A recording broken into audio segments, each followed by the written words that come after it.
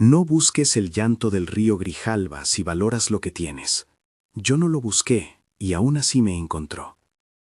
Me llamo Roberto Méndez Flores, tengo 32 años y durante 4 inviernos trabajé como guardia nocturno en la planta hidroeléctrica que se levanta a la orilla del Grijalba, entre Chicua y la carretera vieja hacia Tuxtla Gutiérrez. Esto no es una historia que conté a mis amigos para asustarlos, es lo que me pasó a mí.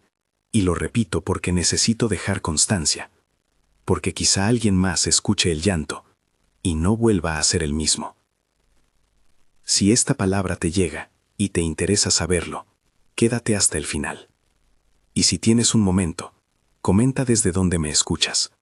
No por vanidad, sino para saber que alguien más allá del silencio todavía escucha cuando el río llora. La planta está aislada. Llegas por un camino de tierra que divisa el agua antes de que las luces de la ciudad aparezcan.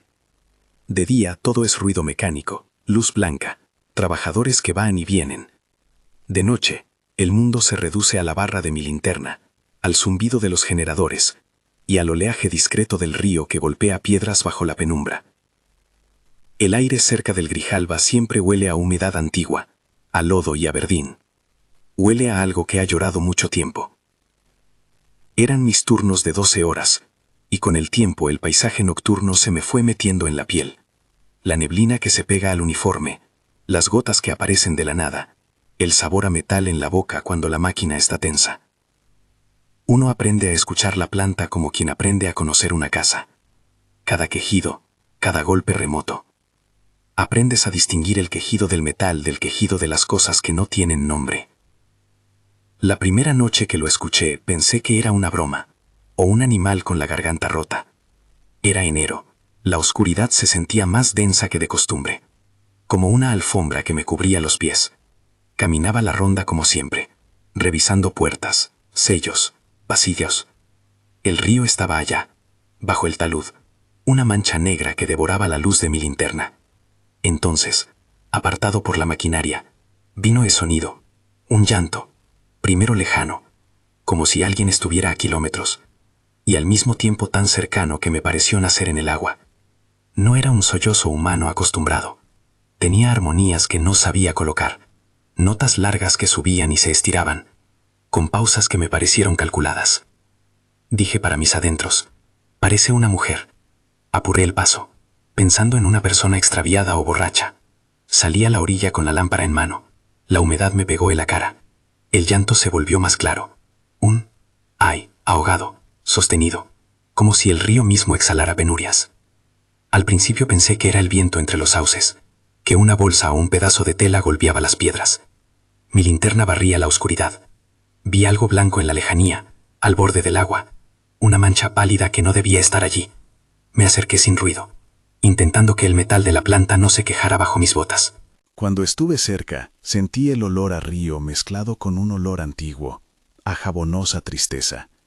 Y la vi, una mujer vestida de blanco, el vestido pastoso por la humedad, el cabello negro pegado en rastros húmedos a su espalda. Su rostro no era un rostro humano como los que había visto. Se asemejaba a una máscara que había perdido la superficie, la piel tensada, la boca abierta en un rictus inmenso, y lo que más me clavó el pecho como un cuchillo fueron las cuencas donde deberían haber estado los ojos, 2 huecos vacíos que brillaban húmedos con la reflexión de la linterna. No movía los labios, el llanto salía de algún lugar dentro de ese vacío, una melodía que parecía hecha por el río y por algo que no era el río. Di un paso atrás. La linterna me tembló en la mano y se me cayó. La luz brincó por el suelo y se apagó por un segundo. En ese segundo la figura desapareció, como si el río la hubiera tragado de nuevo. No encontré huellas en la grava, pero la orilla tenía algo que antes no había visto. Pequeñas marcas como si alguien hubiera pasado descalzo por la orilla, hendiduras húmedas que terminaban en la maleza. Volví a la planta con el pulso acelerado. No dije nada esa noche a los compañeros. En la madrugada, el ruido mecánico hizo mejor compañía que cualquier explicación. Al día siguiente fui a ver a don Jacinto. Siempre lo había visto en el zócalo, sentado en la banca, con la mirada de quien lo ha visto todo, como si tuviera un catálogo de memorias que nadie más puede leer. Me lo presentaron una tarde de mantenimiento, y después de la noche anterior pensé que era necesario, porque había algo en el gesto de aquel anciano que me obligaba a pedir respuesta. Le conté lo que había visto sin grandes adornos. Él cerró los ojos, hizo una mueca, y empezó a hablar con esa voz de quien ha repetido la misma palabra tantas veces que le graba un borde de advertencia. Me contó la versión de la gente del pueblo, la de siempre, la que no se balancea con los años, que hace décadas una mujer perdió a sus hijos en el río, que el Grijalba se los llevó una noche de hambre y de lluvia, que la madre, enloquecida, buscó y volvió a buscar, hasta que un día la encontraron en el agua. Dijo que algunas la vieron varias veces, vestida de blanco, con el cabello mojado, llamando a sus pequeños. La llorona del Grijalba, dijo él, como si nombrarla la dejara en paz y en su lugar. Me advirtió algo que aún escucho como un eco. No la mires a los ojos, hijo. Si alguien te mira, te marca. No era superstición pura. Era una sentencia que el pueblo repetía en voz baja, porque las cosas que marcan no se anuncian. Salí de la casa de don Jacinto, con la sensación de que algo pequeño había cambiado dentro de mí, una grieta que no era solo del miedo. Esa misma tarde, alguien en la planta notó huellas en el barro junto a la compuerta principal. Huellas mojadas que venían desde la dirección del río, cruzaban el patio y se detenían junto a la caseta donde yo hacía guardia. No llegaban hasta la puerta de la caseta, terminaban unos pasos antes, como si algo invisible hubiera completado el viaje. Las limpié sin decirlo alto, como intentando borrar una prueba que me avergonzaba. Pero las huellas volvieron la noche siguiente. Y la noche siguiente a la siguiente.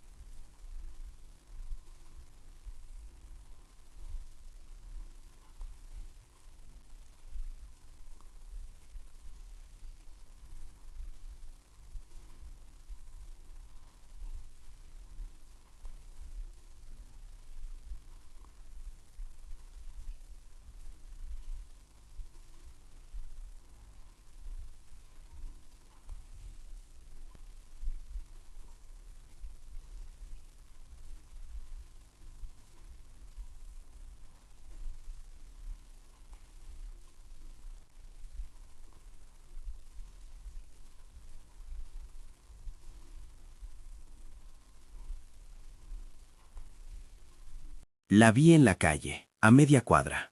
O pensé verla. Me desperté con la certeza de que los pasos en la azotea eran suyos. Resistí con trabajo, con la compañía de la gente que me quería, pero la corrosión siguió. Perdí peso, mis ojos se hundieron un poco, mi mente se volvió un cuenco para el eco. Me aparté de mis amigos. Hubo un día en que la policía local vino a preguntar si había algo extraño en la planta, porque hubo reportes de gente que había pasado por la carretera y había visto una figura blanca junto al talud. Dije que no sabía nada. Me sentía ridículo, como si confesando lo que veía los dignificara. Hubo confrontaciones más directas. Una madrugada, tras una aparición más fuerte cerca de la compuerta, salí con un machete viejo que guardaba en la caseta, más para sentir que tenía algo firme en la mano que para realmente usarlo. La mujer apareció entre la niebla, y esta vez su canto se hizo palabra. Llamó por nombres que no eran míos. Fue como si estuviera repasando un listado de almas. Me abalancé sin valentía, más con pánico que con decisión. La madera golpeó aire. No hubo nada que romper. Lo único que quedaba en la mañana era barro en las botas y la impresión de que algo, de alguna manera, había entrado en mi sangre. Con los meses, la persecución traspasó la planta. Cuando llegué a mi casa una vez, encontré huellas mojadas desde la puerta hasta la sala. Mi madre estaba en la cocina, temblando. «Roberto», dijo con voz rota, «esto no es normal». Llevé un bote de cloro, limpié, fregué, encendí luces. Nada servía. Los objetos de la casa cambiaban de lugar. Las cortinas se movían sin viento. La gente empezó a murmurar las palabras de santidad y de lástima, y yo sentía que cada mirada que me lanzaban era una cuerda que me arrastraba más hacia la orilla. No quiero sonar dramático por pura afectación. Esto me destruyó de a poco. No fueron golpes de inmediato, sino astillas en el alma que se multiplicaron. Dejé de comer con ganas. Tenía náuseas que no provenían de estómago, sino de un cansancio que me rozaba el hueso. Perdí la alegría en cosas que antes me gustaban. El café de la mañana, las noticias tontas en la radio, el olor de tierra mojada después de la lluvia. Me preguntaba cómo una leyenda podía volverse una posibilidad tan íntima. Era alucinación. Era un enojo del río que eligió un nombre y lo cargó sobre alguien. Era castigo ancestral. No supe. La ambigüedad me acompañó cada noche. Cuando la persecución se intensificó, busqué a más personas, a curanderos, a gentes del pueblo que supieran algo de mitos. Don Jacinto repetía siempre lo mismo. Si te mira, estás marcado. El río te llama porque algo en ti responde. Hubo quien sugirió que me ofreciera al agua para calmar su hambre, otros que rezara, otros que quemara velas. No hice más que intentar no hacer nada que me acercara a un mito que no entendía. Me sentía atrapado entre la lógica y la tradición, entre la rabia y el pésame. Las apariciones no eran solo visuales. El llanto se me metía en el oído cuando menos lo esperaba. En el trabajo, en la hora de la siesta, el sonido del agua se hacía canción, y la canción me hablaba. «Ven», decía, o al menos eso parecía decir la sucesión de lamentos. Comencé a perder la línea entre estar despierto y estar dormido. Caminaba la planta a medio mundo, a merced de un eco que sabía mi nombre mejor que yo. Hubo una noche que no olvidaré. Era luna nueva, y había niebla que se pegaba como sudor a la ropa. El llanto surgió detrás de la línea de los trabajadores que dormían en el cuartel, luego detrás de la caseta, luego en la entrada de la carretera. Apareció con mayor claridad, como si la figura hubiera querido asegurarme que no era un sueño. La vi mirarme desde una loma baja. Su boca se abrió, y esta vez no me dio tiempo a huir. Apreté los puños. Sentí un frío picante que me recorrió el cuello, como si algo aspirara mi aire. Grité con todas mis fuerzas, y la voz llegó a juntarse con otra voz que no era la mía, como si mi grito también se añadiera a la pesadumbre y debilitara mi propia resistencia. Esa noche me quedé sin dormir hasta el amanecer, luchando con la sensación de que el agua quería entrar en mi casa. Las cosas se volvieron más peligrosas cuando la gente empezó a alejarse de mí. Mis vecinos me veían y apartaban a sus hijos. Recibía llamadas a la madrugada con silencio en el otro extremo. Incluso mi hermana, quien se preocupaba por mí, me dijo una vez con una ternura amarga: «Roberto, tienes que cuidar de ti». Le sonreí sin poder prometer nada. Era imposible explicar cómo el sentimiento de ser buscado puede contener una dulzura terrible, cómo el llanto de una cosa puede sonar como una casa que te llama al desayuno. Los sueños fueron empeorando.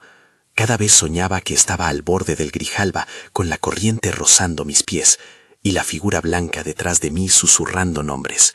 Soñaba con los niños que se habían perdido, y con el rostro de una madre que buscaba en el fango como quien busca una llave. Soñaba con las cuencas vacías reflejadas en el agua como pozos sin fondo. Despertaba con la sensación de que había dado un paso hacia adelante y que algo en la orilla me esperaba con paciencia de siglos. Uno de los momentos más crueles fue la soledad. La persecución no solo fue física, fue social. La gente desaparece de tu vida sin ruido. Ya no te llaman para las parrilladas, no hay invitaciones a los cumpleaños. Los que reían contigo antes ahora te miran con compasión. Cuando camino por el pueblo, algunos me miran y apartan a sus niños, y esa mirada se clava. Me sentí deshilachado por dentro. Intenté resistir con trabajo, con mantener la rutina, pero las costuras cedieron. Y ahí llegamos al punto en que la voz se volvió tentación. No quiero endulzarlo, es peligroso decirlo así. Empieza como una insistencia que puede confundirse con nostalgia. Comenzó a parecerse a un consuelo. En el sueño me decía que el río no quería dañarme, sino ayudarme a descansar. Me despertaba con la sensación de que si me acercara al agua, la figura me abrazaría, y todo el ruido dentro de mí se aquietaría. Esa idea no era racional. Era un alivio que se me presentó envuelto en lodo y música. Me asusté de mí mismo. Es importante que quienes escuchan esto entiendan que no quiero glorificar ese impulso. Nunca brindaré una descripción que invite a nadie a imitarlo. La rendición, en mis noches, se me presentó como una puerta que se abría y prometía quietud. Pero sé que detrás de cualquier promesa del río hay peligros reales. Y por eso repito, si algo de lo que cuento se parece a lo que tú sientes, busca ayuda. Habla con alguien. No vayas a la orilla solo. No te quedes callado con la idea de que el agua te va a recibir con bondad. Es precisamente esa voz la que nos engaña. Las medidas que intenté fueron torpes y dolorosas. Me encerré en casa por días hasta que la ansiedad me obligó a salir. Prohibí a mi madre que cerrara las ventanas. Prefería ver el movimiento de las hojas antes que la sombra fija de una noche que no entendía. Traté de tomar antidepresivos. Fui a un médico que me recetó algo para dormir. Ayudó en momentos, pero no curó la sensación de que algo estaba pegado a mí. Incluso pedí a la planta que me asignara turnos diurnos por un tiempo. Dije que necesitaba cambiar. Me lo negaron por falta de personal. La vida, esa maquinaria que continuaba con indiferencia, siguió girando. Llegó una tarde en la que me di cuenta de que ya no reconocía mis propios gestos. Miraba mis manos y me parecían manos de alguien que no había sido tocado en años. Había días de claridad en las que juraba que todo era producto del estrés, que las ojeras se iban con buen dormir y que los ruidos eran fruto de imaginación. Después de esas jornadas, el llanto volvía con más fuerza, como para demostrarme que no había escapatoria. Tomé fotos de las huellas. Las mandé a un amigo que trabaja en la ciudad. Él me respondió con un silencio que quema. Nadie podía ofrecer algo que suene a solución. La gente daba consejos. Deja el pueblo, cámbiate, toma agua bendita, no duermas. Son respuestas humanas, pero ninguna me ofreció consuelo duradero. El clímax, si así se le puede llamar, fue interno. Fue cuando ya no pude distinguir entre el deber de vivir y el cansancio que pedía descanso. Empecé a preguntarme si la única forma de callar la melodía era seguirla, no como una idea concreta con plan y horario, sino como un pensamiento que se presentaba como alivio. Entré en noches en que el llanto me parecía una voz conocida, una voz que me prometía llevarme al borde del agua y dejar que todo fuera silencio. Lo repito para que nadie tome esto como una invitación. Esa sensación fue traicionera. Es peligrosa porque llega envuelta en una idea de descanso. Aún así, En la desesperanza hay un breve impulso de lucidez que me hace referirme a los otros, mi madre, mi hermana, don Jacinto con su mirada de aviso, los pocos que me reconocen en la plaza. Recuerdo sus caras y por unas horas puedo plantarme frente a la idea de rendirme y decir no. ¿Qué pasaría con ellos si se diera? ¿Qué pasaría con este testimonio? Preguntas pequeñas que se vuelven anclas. Por eso escribo, por eso hablo, para que alguien más sepa que no es solo un relato folclórico, es una experiencia humana con consecuencias. No voy a dar un final que cierre todo porque no lo tengo. Lo que sí puedo decir es que hoy, ahora, después de todo lo que he contado, siento que la noche se acerca con sus sabores y me llama. He intentado resistir, pero la fatiga hace mella. Sé que suena terrible, pero necesito ser honesto hasta donde mi voz me lo permite. Esta noche creo que iré al río. Lo confieso no para animar a nadie, lo confieso como una advertencia. Si alguien me escucha y está en un lugar donde las voces nocturnas le parecen familiares, que no lo tome a la ligera. Busca compañía, busca ayuda profesional, no te quedes en silencio.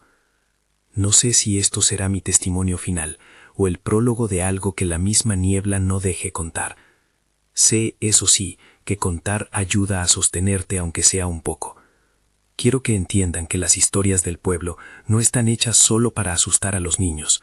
Son advertencias tejidas en la memoria por algo que la gente no quiere nombrar. La Llorona del Grijalba no es una fábula simple, es un nombre que la noche y el agua llevan en la garganta desde hace generaciones. Y cuando la tradición toca tu vida, deja marca. Si hay una lección en todo esto, es recordar que la compañía humana pesa más que cualquier canto de desesperanza. Si te ha llegado este relato y te resuena de alguna forma, habla con alguien. No te quedes con la sensación. Y si quieres que siga compartiendo lo que me pasa, suscríbete y comparte este video para que otros sepan que el llanto del Grijalba no es solo un sonido, puede ser una advertencia. No salgas solo a la orilla por la noche. Si escuchas un llanto, aléjate y busca a alguien de confianza. Esta noche, cuando el río vuelva a abrir su boca de agua y susurrar su canto antiguo, me acercaré. No lo digo con orgullo, lo digo con miedo. No busques el llanto del Grijalba si valoras lo que tienes. Y si me llegas a escuchar alguna vez más, sabrás que la leyenda no necesita pruebas más allá del peso que deja en los que sobreviven contándola.